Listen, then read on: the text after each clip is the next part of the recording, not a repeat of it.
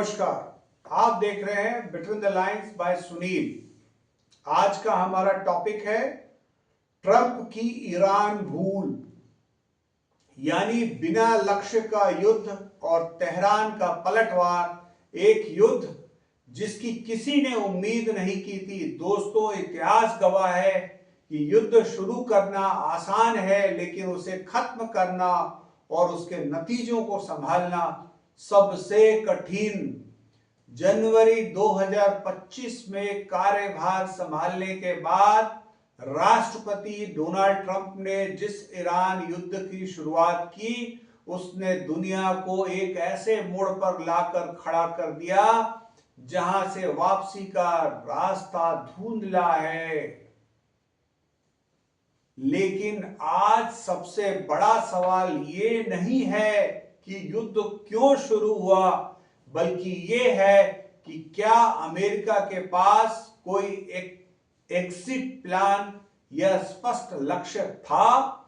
क्या वाशिंगटन ने तेहरान के जवाब को कम आंकने की बड़ी गलती कर दी? बिना दिशा का युद्ध, यानी war without a clear cut goal. युद्ध के शुरुआती हफ्तों में ही रक्षा विशेषज्ञों ने एक अजीब बात गौर की। इस सैन्य कार्रवाई का कोई स्पष्ट राजनीतिक लक्ष्य नहीं था। क्या वह रेजिम चेंज के लिए था? व्हाइट हाउस ने इससे साफ इनकार किया। क्या यह परमाणु ठिकानों को तबाह करने के लिए था? हवाई हमले तो हुए, लेकिन ईरान के पास अपनी क्षमता को बचाने के लिए गहरे भूमिगत बंकर थे। ट्रंप प्रशासन का मानना था कि अत्यधिक दबाव तेहरान को समझौते की मेज पर लाएगा, लेकिन ठीक इसके उलट बिना किसी स्पष्ट मांग के किए गए हमलों ने कूटनीति के सारे रास्ते बंद कर दिए। तेहरान का अपेक्षित लेकिन घातक जवाब, अमेरिका ने तेहरान के पलटवार को समझने में बड़ी चूक कर दी।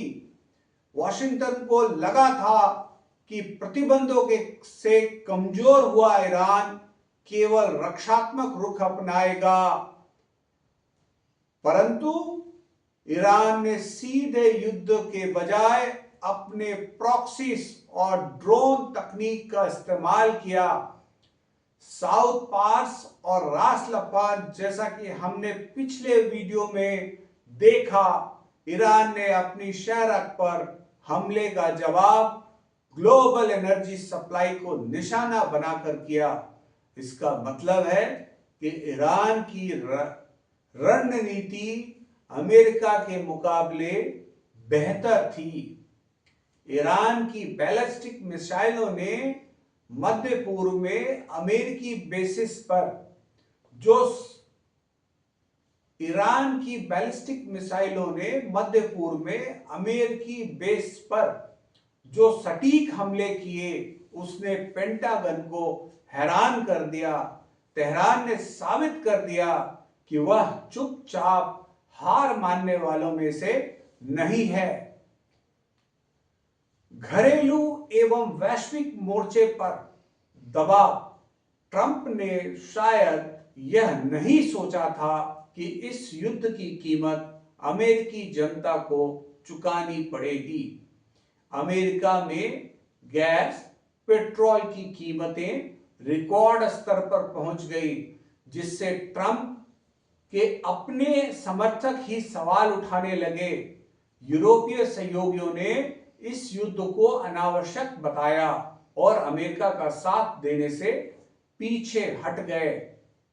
अगर हम देखें तो इस युद्ध ने ईरान को बीजिंग और मॉस्को के और भी करीब ला दिया, जिससे अमेरिका की वैश्विक पकड़ कमजोर हुई। जी हां, आप सही सुन रहे हैं कि अमेरिकी प्रशासन की वैश्विक पकड़ कमजोर हुई। अब सवाल यह है कि क्या यह एक और एंडलेस वॉर है।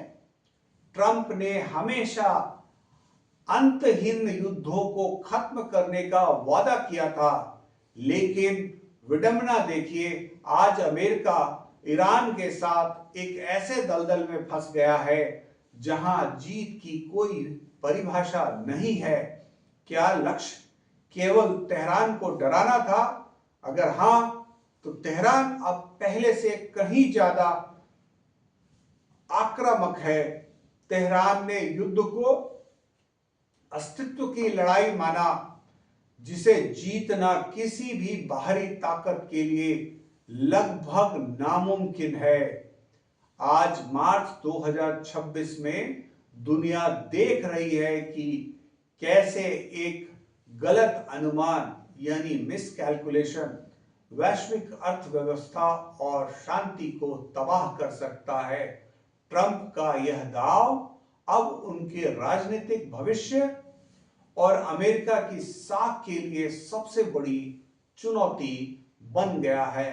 क्या आपको लगता है कि अमेरिका को इस युद्ध शुरू ही नहीं करना चाहिए था, या फिर तेहरान को रोकने का यही एकमात्र तरीका था? कमेंट्स में अपनी राय जरूर दें। वीडियो को शेयर करें, लाइक करें और चैनल को सब्सक्राइब करें। धन्यवाद।